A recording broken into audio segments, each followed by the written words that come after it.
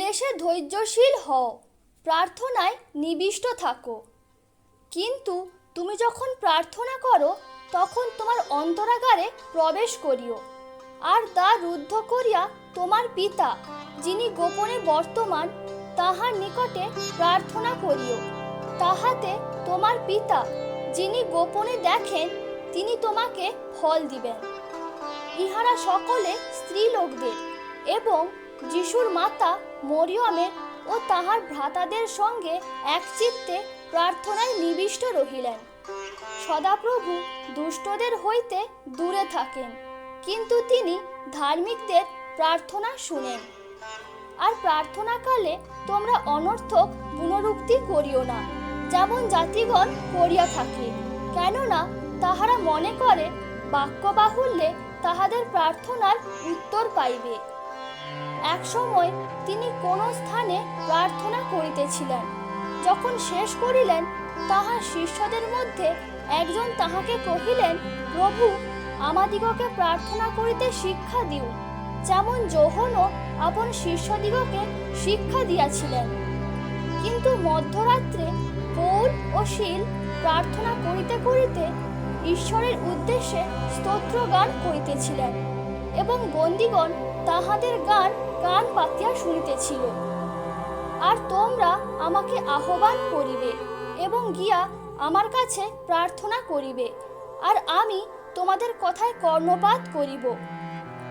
কিন্তু আমি তোমাদিগকে বলিতেছি, তোমরা আপন আপন শত্রুদিগকে প্রেম করিও, এবং যাহারা তোমাদিগকে তাড়না করে তাহাদের জন্য প্রার্থনা করিও।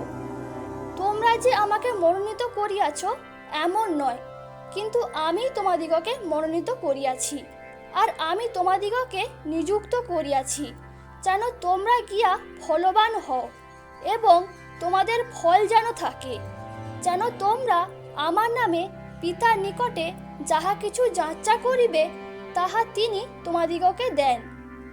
সদাপ্রভু প্রাতঃকালে তুমি আমার রব শুনিবে, প্রাতে আমি তোমার উদ্দেশ্যে প্রার্থনা সাজাইয়া চাহিয়া থাকিব। হে আমার ধার্মিকতার ঈশ্বর, আমি ডাকিলে আমাকে উত্তর দেও। সংকটে তুমি আমাকে মনের প্রশস্ততা দিয়াছ, আমাকে দয়া করো, আমার প্রার্থনা শুনো। দুষ্টদের বলিদান সদাপ্রভুর ঘৃণাস্পদ, কিন্তু সরলদের প্রার্থনা তাহার সন্তোষজনক। পরে অতি প্রত্যুষে রাত্রি পোহাইবার অনেকক্ষণ পূর্বে তিনি উঠিয়া বাহিরে গেলেন এবং নির্জন স্থানে গিয়া তথায় প্রার্থনা করিলেন। আর তাহারা প্রেরিতদের শিক্ষায় ও সহভাগিতায় রুটি ভাঙায় ও প্রার্থনায় নিবিষ্ট থাকিল। অতএব তোমরা একজন অন্যজনের কাছে আপন আপন পাপ স্বীকার করো ও একজন অন্যজনের নিমিত্ত প্রার্থনা করো, যেন সুস্থ হইতে পারো। ধার্মিকের বিনতি কার্যসাধনে মহাশক্তিযুক্ত। তোমরা যদি আমাতে থাকো এবং আমার বাক্য যদি তোমাদিগেতে থাকে, তবে তোমাদের যাহা ইচ্ছা হয় যাচ্চা করিও, তোমাদের জন্য তাহা করা যাইবে। আমার প্রজারা যাহাদের উপরে আমার নাম কীর্তিত হইয়াছে, তাহারা যদি নম্র হইয়া প্রার্থনা করে ও আমার মুখের অন্বেষণ করে এবং আপনাদের কুপথ হইতে ফিরে, তবে আমি স্বর্গ হইতে তাহা শুনিব, তাহাদের পাপ ক্ষমা করিব ও তাহাদের দেশ আরোগ্য করিব। যদি আমার নামে আমার কাছে কিছু যাচ্চা করো, তবে আমি তাহা করিব। এই জন্য আমি তোমাদিগকে বলি, যাহা কিছু তোমরা প্রার্থনা ও যাচ্চা করো, বিশ্বাস করিও যে তাহা পাইয়াছ, তাহাতে তোমাদের জন্য তাহাই হইবে। কোনো বিষয় ভাবিত হইও না, কিন্তু সর্ববিষয় প্রার্থনা ও বিনতি দ্বারা ধন্যবাদ সহকারে তোমাদের যাত্রা সকল ঈশ্বরকে জ্ঞাত করো। তিনি কহিলেন, প্রার্থনা ভিন্ন আর কিছুতেই এই জাতি বাহির হয় না। কেননা যেখানে 2 কি 3 জন আমার নামে একত্র হয়, সেইখানে আমি তাহাদের মধ্যে আছি। তোমাদের মধ্যে কেহ কি দুঃখ ভোগ করিতেছে, সে প্রার্থনা করুক। কেহ কি প্রফুল্ল আছে, সে গান করুক। প্রভুর সাক্ষাতে নত হও, তাহাতে তিনি তোমাদিগকে উন্নত করিবেন। কিন্তু পিতর সকলকে বাহির করিয়া দিয়া হাঁটু পাতিয়া প্রার্থনা করিলেন। পরে সেই দেহের দিকে ফিরিয়া কহিলেন, টাবিখা, উঠো। তাহাতে তিনি চক্ষু মেলিলেন এবং পিতরকে দেখিয়া উঠিয়া বসিলেন। পরন্তু যে শক্তি আমাদিগতে কার্য সাধন করে, সেই শক্তি অনুসারে তিনি আমাদের সমস্ত যাচ্চায় ও চিন্তায় নিতান্ত অতিরিক্ত কর্ম করিতে পারেন। কারণ যে কেহ প্রভুর নামে ডাকে সে পরিত্রাণ পাইবে। সর্ববিধ প্রার্থনা ও বিনতি সহকারে সর্বসময় আত্মাতে প্রার্থনা করো এবং ইহা নিমিত্ত সম্পূর্ণ অভিনিবেশ ও বিনতি সহ জাগিয়া থাকো। তাহাতে বিশ্বাসের প্রার্থনা সেই পীড়িত ব্যক্তিকে সুস্থ করিবে এবং প্রভু তাহাকে উঠাইবেন।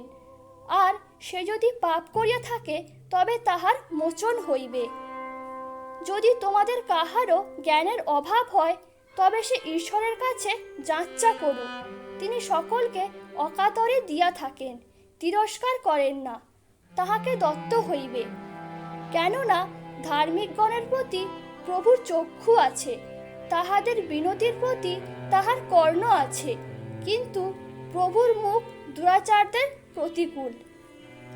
আর তোমরা প্রার্থনায় বিশ্বাসপূর্বক যাহা কিছু যাচ্চা করিবে সে সকলই পাইবে। তোমরা প্রার্থনায় নিবিষ্ট থাকো, ধন্যবাদ সহকারে এ বিষয়ে জাগিয়া থাকো। আবার আমি তোমাদিগকে সত্য কহিতেছি, পৃথিবীতে তোমাদের দুইজন যাহা কিছু যাচ্চা করিবে সেই বিষয় যদি একচিত্ত হও, তবে আমার স্বর্গস্থ পিতা কর্তৃক তাহাদের জন্য তাহা করা যাইবে। সদাপ্রভু সেই সকলেরই নিকটবর্তী, যাহারা তাহাকে ডাকে, যাহারা সত্যে তাহাকে ডাকে। আর তোমরা যখনই প্রার্থনা করিতে দাঁড়াও, যদি কাহারও বিরুদ্ধে তোমাদের কোনো কথা থাকে তাহাকে ক্ষমা করিও। যাচ্চা করো, তোমাদিগকে দেওয়া যাইবে, অন্বেষণ করো, পাইবে, দ্বারে আঘাত করো, তোমাদের জন্য খুলিয়া দেওয়া যাইবে। সন্ধ্যায়, প্রাতে ও মধ্যাহ্নে আমি বিলাপ করি ও কোঁকাই, আর তিনি আমার রব শুনেন। এ পর্যন্ত তোমরা আমার নামে কিছু যাচ্চা করো নাই। যাচ্চা করো, তাহাতে পাইবে, যেন তোমাদের আনন্দ সম্পূর্ণ হয়।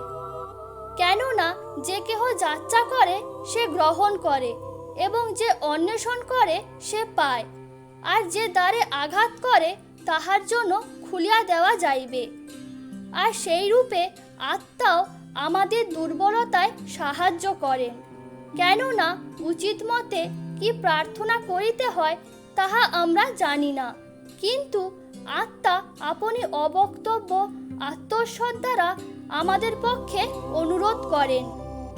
আর তোমরা আমার নামে যাহা কিছু যাচ্চা করিবে তাহা আমি সাধন করিব, যেন পিতা পুত্রে মহিমান্বিত হন। আর তিনি তাহাদিগকে এইভাবে একটি দৃষ্টান্ত কহিলেন যে, তাহাদের সর্বদাই প্রার্থনা করা উচিত, নিরুৎসাহ হওয়া উচিত নয়। আমেন।